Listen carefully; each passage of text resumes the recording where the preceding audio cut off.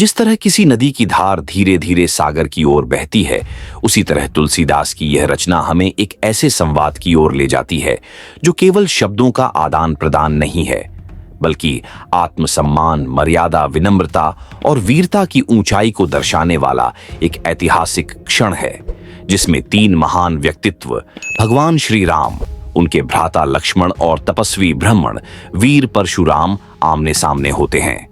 इस कथा की शुरुआत होती है जनकपुरी में आयोजित स्वयंवर से, जहां भगवान श्री राम ने शिवजी का वह धनुष उठाया जिसे संसार के किसी भी योद्धा ने आज तक हिला तक नहीं पाया था। और जब उन्होंने उसे प्रत्यंचा चढ़ाने का प्रयास किया तो धनुष बीच से ही टूट गया। आवाज इतनी भीषण थी कि पूरी पृथ्वी हिल गई और आकाश तक गूंज उठी। यह आवाज परशुराम के कानों तक पहुंची, जो उसी क्षण यह जान गए कि यह कोई सामान्य योद्धा नहीं हो सकता जिसने शिवजी के धनुष को तोड़ने का साहस किया हो। उनके भीतर तप और क्रोध का संगम था, और जब उन्हें झांत हुआ कि यह कार्य अयोध्या के राजकुमार ने किया है, तब वे साक्षात जनकपुरी की ओर प्रस्थान करते हैं। उनका चेहरा तेज से भरा हुआ, आंखों में ज्वाला और वाणी में तीव्रता। जनकपुरी पहुंचते ही परशुराम ने अपने क्रोध में जनक को, सभा को और अंततः भगवान श्री राम को संबोधित करते हुए कहा, कौन है वह धृष्ट पुरुष जिसने महादेव का धनुष तोड़ा है? क्या उसे अपने प्राणों की चिंता नहीं? यह अपमान नहीं सहा जाएगा। सभा में सन्नाटा छा गया। सभी की सांसें थम गईं। किसी की हिम्मत नहीं थी परशुराम के समक्ष बोलने की। लेकिन वह क्षण आया जब भगवान श्री राम अत्यंत शांत, मधुर और विनम्र वाणी में परशुराम की ओर देखकर बोले, हे परशुराम, यदि मैंने अज्ञानवश कोई अपराध किया हो तो क्षमा करें। मैं तो केवल भगवान शिव की कृपा से धनुष को देख रहा था। वह अचानक टूट गया।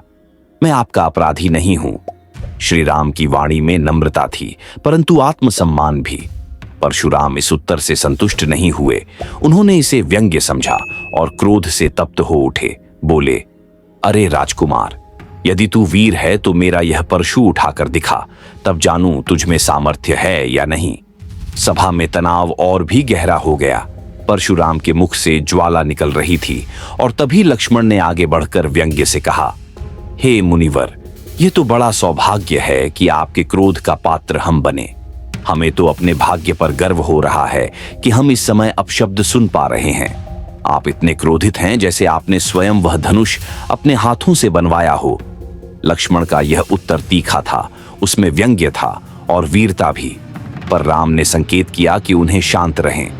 फिर भी परशुराम लक्ष्मण की बातों से और अधिक क्रुद्ध हो उठे।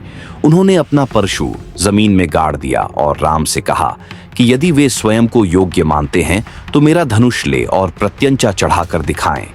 श्री राम ने बड़े धैर्य से परशुराम का धनुष उठाया, प्रत्यंचा चढ़ाई, और उसी समय वह क्षण आया जब परशुराम की दिव्य शक्तियां उनके शरीर से विलीन होने लगीं।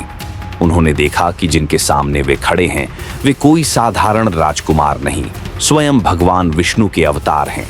उनकी आंखें भर आईं, वाणी धीमी हो गई और वे हाथ जोड़कर बोले, प्रभु, मुझे क्षमा करें। मैं अज्ञानवश आपके सामने खड़ा रहा। आपने मेरी सारी शक्ति लौट ली और मेरी पहचान मुझसे बेहतर कर दी। राम ने उन्हें स्नेह से आशीर्वाद दिया और परशुराम ने वहां से काशी की ओर प्रस्थान किया। सभा फिर से जीवंत हो उठी, लेकिन हर कोई उस दिव्य संवाद से भीतर तक हिल गया। यह संवाद केवल वीरता का नहीं, यह संवाद मर्यादा का था। यह संवाद उस आदर्श पुरुष का था जो विनम्र रहते हुए भी अपनी शक्ति छिपाता है, और उस योद्धा का भी था जो क्रोध की अग्नि में तपकर अपनी भूल को स्वीकारता है।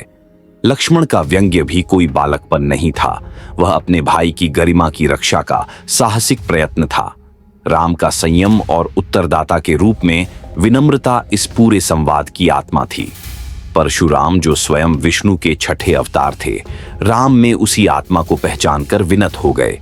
शब्दों का यह युद्ध तलवारों से नहीं, दृष्टियों से लड़ा गया, जहां प्रत्येक संवाद किसी तलवार की धार से कम नहीं था। जहां परशुराम के क्रोध के सामने राम की शांति एक पर्वत की तरह अडिग रही और लक्ष्मण का व्यंग्य एक जलते दीपक की लौ बन गया। इस पूरे प्रसंग में तुलसीदास जी ने जिस कला से भावनाओं, संस्कारों और शक्तियों का चित्रण किया है, वह भारतीय संस्कृति की आत्मा को प्रकट करता है। आज जब हम इस संवाद को पढ़ते हैं तो यह केवल रामायण का एक भाग नहीं लगता। यह हमें यह सिखाता है कि शक्ति होने के बावजूद विनम्र कैसे रहा जाए और सम्मान होते हुए भी मर्यादा कैसे निभाई जाए।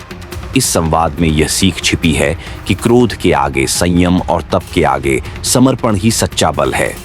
अगर ये कहानी आपके दिल को छू गई हो, अगर राम की मर्यादा, लक्ष्मण की व्यंग्य शक्ति और परशुराम की तपस्विता ने आपकी आत्मा को झकझोर दिया हो, तो इस वीडियो को लाइक करें, कमेंट करें